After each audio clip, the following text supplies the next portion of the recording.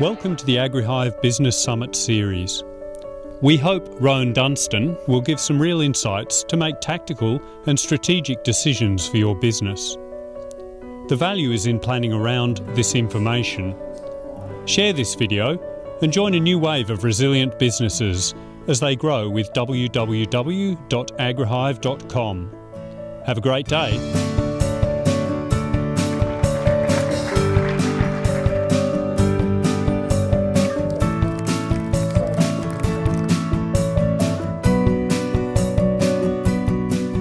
We've been talking a bit through the day about the case study, the Kidworth Case Study, and you would have details of that in the pack that was given to you at the start of the afternoon.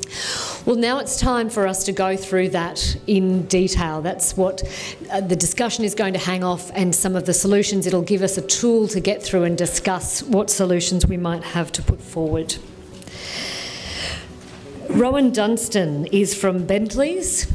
He is involved with the agribusiness part of that organisation, which specialises in accounting, auditing and advice.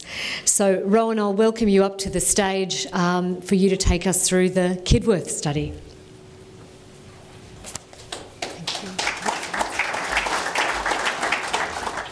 Thanks, guys.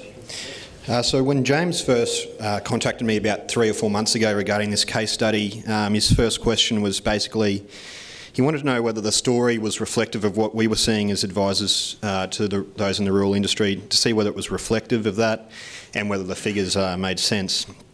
And the sad reality is that you know, the story does ring true to what many are facing, and the figures don't lie. And there's some very significant problems in the industry at present. James has asked me today to basically present the case study to you, as I believe it will form the basis of our discussions over the next 2 days, and hopefully we can bring about some outcomes which producers can put into practice. Feel free to have the case study out and read through it while I go through. So the Kidworth Station Partnership is a family-owned and run beef enterprise in central Queensland. The family business is made up of mum, dad and the eldest daughter, all of whom are actively involved. The case study doesn't go into it, but it's worthwhile noting that mum and dad are in their 50s, the eldest daughter's in her late 20s, and like many in the industry, there's no doubt the Kidworth family will start to look at succession planning over the next few years, and if that's not an option, perhaps some exit strategies. So it's another issue to consider over the next 2 days when we come up with bridging strategies that many in the industry are facing this successional change.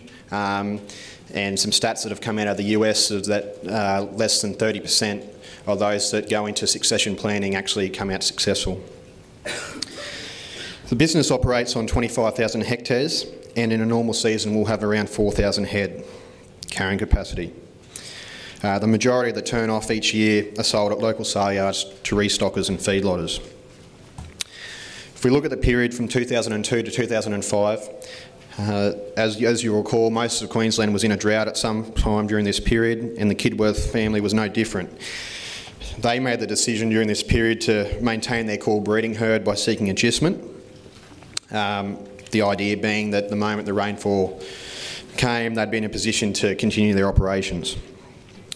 So in 2007, after bringing the herd back to the main property, the Kidworths decided it was time to increase their economies of scale. A further 7,000 hectares was acquired, and the idea being they could bring their carrying capacity to another 4,000 head. I think critically at this point, the Kidworths decided they weren't going to increase their carrying capacity through organics and you know, retention of heifers over a 3 or 4 year period, but rather went and acquired another 800 cows at the market. This acquisition of land also meant they had to put in a new bore and a new set of cattle yards. So you can imagine in 2007 there's quite a significant amount of capital expenditure, and it was funded by debt, and you'll see that there was $3.2 million worth of debt in 2007. And the benefit of hindsight, we know now that 2007 was probably the peak of rural property values, so it's likely Kidworth family paid a premium for that land. 2008 to 2011 saw a period of 3 to 4 good seasons in a row. And this allowed the Kidworth family to basically settle into a stable sales program. They were also able to continue with some property improvements and bull replacements as required. It's also worthwhile noting, though, two out of these 4-year periods, the business ran cash deficits. So even in the good years, it wasn't all good. We also know that in 2011, the Kidworth family were asked by their bank to get new land valuations. And by this stage, rural property values had plummeted, and the valuation meant a $2.1 million write-down on their land assets. At this point in time, their debt-to-asset ratio was only 50%. Moving into 2012, and another drought arrived. The Kidworth family initially decided they would retain their herd, cop the pain of extra fodder and supplement costs, hoping that it would be a short event and they'd be in a greater position when the rain fell. However, after a significant fodder expense, they were forced to sell the majority of their herd, and as we know, with the oversupply of the cattle market the way it is, they only received an average of $260 per head. Again, this caused considerable erosion of equity to their business. So where are they now? The Kidworth partnership is now at a point where they only have 400 head on hand. Their debt-to-asset ratio is at 70%, and there's very little prospect at turning things around, at least in the short term, without some serious bridging strategies that are both sustainable and realistic.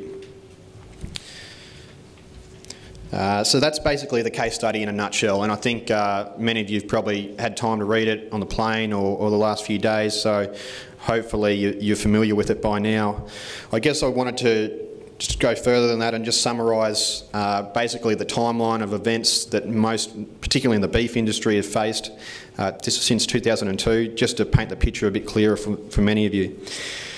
So if we start at 2002 to 2005, we all know that Queensland was in the middle of a roaring drought, and again this started again in 2012. Many producers by 2006, 2007 decided to fund further acquisitions, given the fact that there was easy credit around and banks were willing to lend on asset values rather than underlying cash flows. 2010, 2011 saw Queensland receive significant rainfall, and on the back of that, significant flooding. And while that was generally a good thing for most producers, it did mean many were unable to continue their normal sales program, and that had cash flow impacts for many businesses. 2011, we'll also remember that the former federal government decided overnight to introduce a live export ban. And for producers such as the Kidworths, while this didn't have a direct impact, what it meant was those in the north who normally export to Indonesia were forced to look at domestic markets, and those such as the Kidworths then received a lower price as the supply increased. And then moving into present, and we've got the current drought started in late 2012 and is still going now. And while drought comes with extra costs such as fodder and freight and adjustment, what this one has particularly done, and Ben touched on it, is it's meant a massive oversupply in the domestic market, an oversupply that hasn't been seen since the 1970s, and as a result, lower prices for those producers. So when clients ask me, how do we improve the profitability of the business, and in particular when we look at the Kidworth family, as an accountant, I always like to look at the numbers, and in particular what's driving those numbers. And I think there's probably three areas that I would focus on in this event, and the first one being the revenue. And most in the industry will argue that generally they're in a price-taking industry and there's not a lot of bargaining power there, but from the numbers we're seeing at Bentley's, those who have been able to diversify their product, and when I say diversify I mean either make it organic or grass-fed or what they're calling naturally produced, are seeing significant premiums for their product. Another way you can increase revenue is through hedging practices. If we look across the fence at the cotton guys, they've been in a position to lock their bales in 2 years out in front, and I know if you ask any beef producer if they could do the same thing over the last 18 months, they would be far and away ahead. And finally, the other way you can increase revenue is, I think, if we take a step back and look at the beef industry in particular, the supply chain is very much a funnel, and it doesn't matter whether you're selling domestically or internationally. The end user domestically is the Coles or a Woolworths, and on the flip side, if you're going internationally, you're going through an Elders or Wellars or an Austrex, and they have got the bargaining power. But if you partner up with strategic customers through supply arrangements, albeit the old style co-ops with other local producers, so you've got bargaining power, I do believe there's some growth in the revenue line. The second area to look at is the cost structure of the business. And most producers, and I agree, have probably been cutting costs for the last 5 to 10 years where possible, and there's probably not enough left on the bone to cut. But interestingly enough, and I looked in the fin today and I see Coca-Cola, who's a sponsor, even an ASX listed company can sometimes get the cost structure wrong. The last 6 months they've been cutting costs with the idea to meet profit targets, and the CEO has since come out and said that was the wrong strategy. In fact, they should have been increasing costs in the right areas to ensure they meet their targets. And I think sometimes as advisors to producers and producers in general, we get carried away with just having to cut costs across the board rather than focusing on those areas which really matter. And sometimes an R&D trip is far and away better off and better spent than cutting costs across the board. And finally, it's probably the debt burden of the industry which is really giving most producers a significant problem. Each debt burden for each family is going to be dealt with on a case-by-case basis, so I can't give any specific advice there, but I guess just to highlight the issue to everyone, in 2011 Bentley's was commissioned to do the last QR, Queensland Rural Debt Survey, and some of the figures that came out of that was the Queensland beef industry in 2011 had a debt of $9 billion. And the gross value production of the Queensland beef industry was only $3 billion. So that's a debt to GVP ratio of 300%. And to put that into context, Greece, at the same time, we'll all remember the problems they had. They only had a debt of GDP ratio of 175%. So there was a very big problem there. And to be honest, the figures we're seeing is since 2011, producers haven't really taken on any more debt. They certainly haven't repaid any. And if anything, there's probably been a little bit more working capital provided by the banks as support, but certainly core debt hasn't really moved. Once again, I thank James for allowing me to make this speech and participate over the next 2 days. I look forward to hearing from you all and chewing the fat and coming up with ideas to turn the industry around. Thank you.